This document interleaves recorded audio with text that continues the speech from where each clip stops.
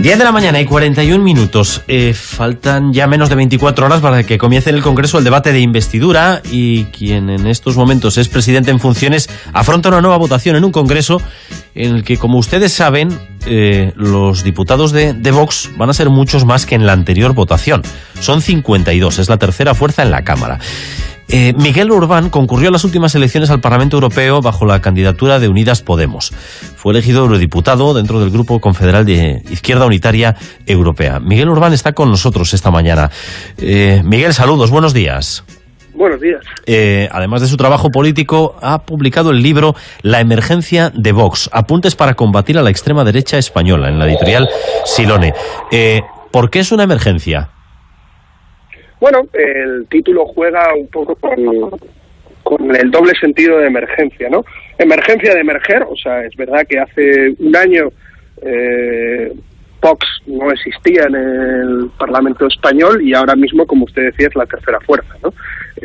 Con lo cual hemos visto cómo en menos de un año pasa de un 0,42% de los votos a 52 diputados, ¿no? Yo creo que eso, ahí está el elemento también de emergencia, y luego la emergencia de entender que el Estado español ha dejado de ser una excepción en Europa. Es la primera vez desde Fuerza Nueva que tenemos un partido de extrema derecha con representación en el Parlamento, y eso nos debe llevar a reflexionar sobre la emergencia política también que supone esa situación. Pero se transmite la sensación de que han entrado en el sistema como muy rápido. Ya están en la mesa del Congreso, participan desde fuera de la gobernabilidad de parlamentos y ayuntamientos. ¿Hasta qué punto la alarma que expresa esta palabra emergencia se ha podido instalar en la opinión pública? Bueno, depende también de a quién preguntemos. Es verdad que gran parte de los medios de comunicación han realizado un efecto de blanqueo de las propuestas de la extrema derecha, yo creo que muy grande, pero no solo los medios de comunicación, los propios partidos de la derecha. Yo creo que no podríamos entender la emergencia de Vox en el último año sin entender la competencia y la radicalización de la derecha española que ha habido, sobre todo entre el Partido Popular y Ciudadanos, que han puesto muchos de los temas que luego ha recogido Vox, como la xenofobia política, el populismo punitivo, lo han puesto encima de la mesa, ¿no?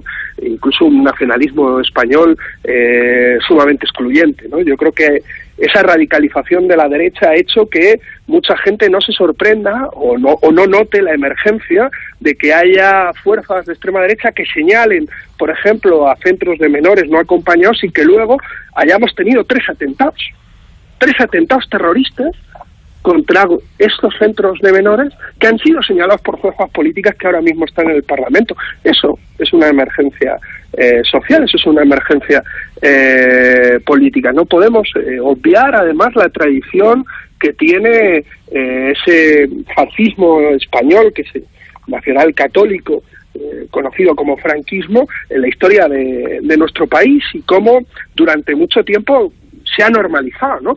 Yo creo que eso hace que, por ejemplo, esos partidos de la derecha puedan pactar y puedan asegurar la gobernabilidad con la extrema derecha, algo que en otros países de Europa sería impensable, ¿no? Yo creo que eso es una de las cuantas cosas que podrían explicar por qué mucha gente no ve la emergencia política de la llegada de la extrema derecha a nuestro Parlamento. Y quizás porque en gran medida es una escisión del Partido Popular. Abascal viene de ahí, casi todos vienen de ahí.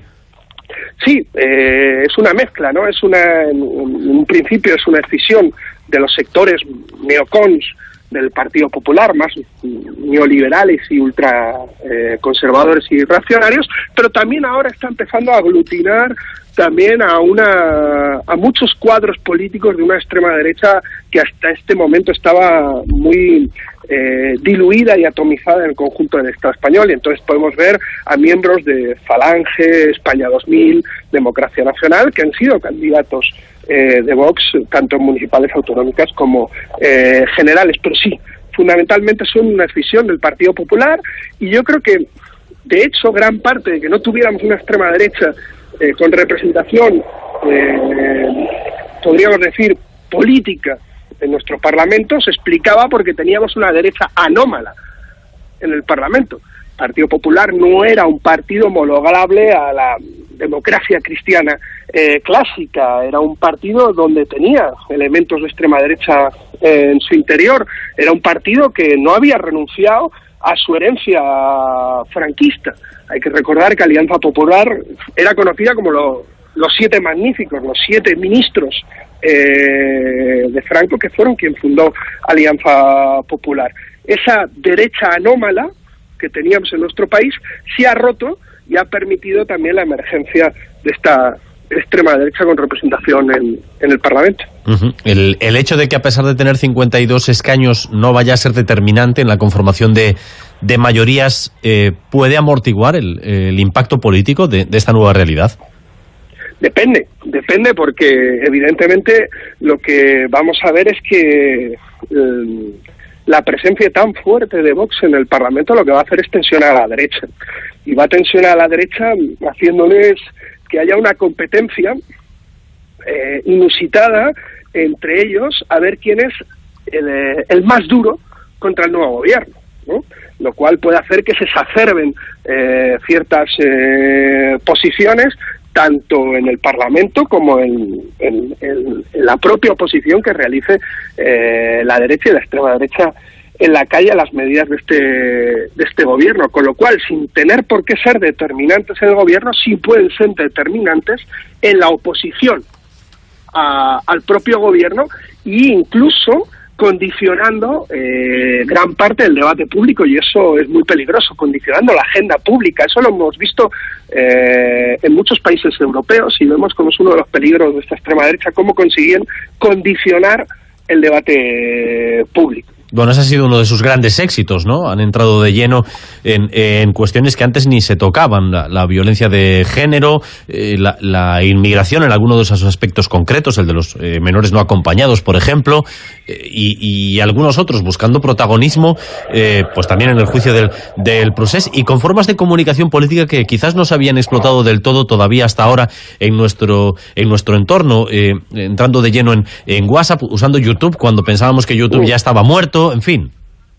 Sí, incluso con elementos además de bots, un elemento comunicativo también muy vinculado a las fake news, ¿no? Yo creo que es una cuestión que no solo lo utiliza Vox, sino que lo utiliza el conjunto de la extrema derecha a nivel internacional. Lo vimos en el caso del Brexit, lo vimos con Trump, lo vimos con Bolsonaro. De hecho, la Comisión Europea señaló a Vox en las últimas elecciones europeas porque fue uno de los partidos que más se benefició de la utilización de cuentas falsas en redes sociales para promocionar muchos de sus temas y muchos de ellos vinculados a fake news, ¿no? Lo cual es profundamente peligroso. Incluso toda una maraña de pseudomedios de comunicación como Caso Aislado, Mediterráneo Digital y otros muchos que proclaman y que ponen encima de la mesa noticias falsas sobre inmigración, sobre violencia machista, sobre una serie